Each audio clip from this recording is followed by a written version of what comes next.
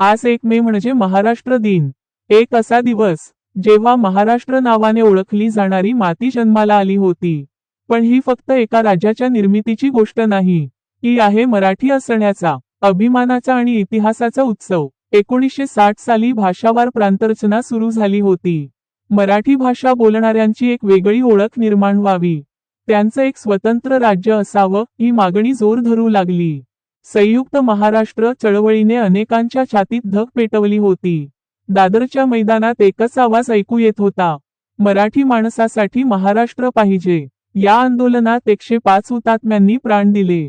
त्यांच्या रक्तानं रंगलेली ही माती आजही त्यांच्या बलिदानाची साक्ष देते.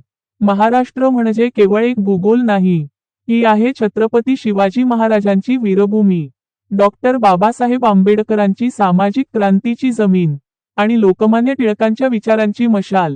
महाराष्ट्रीयन म्हणजे रंगभूमी, साहित्य, संगीत, विज्ञान, शेती, सगळ्या क्षेत्रांत आपला ठसा उमटवणारा कष्टकरी माणूस.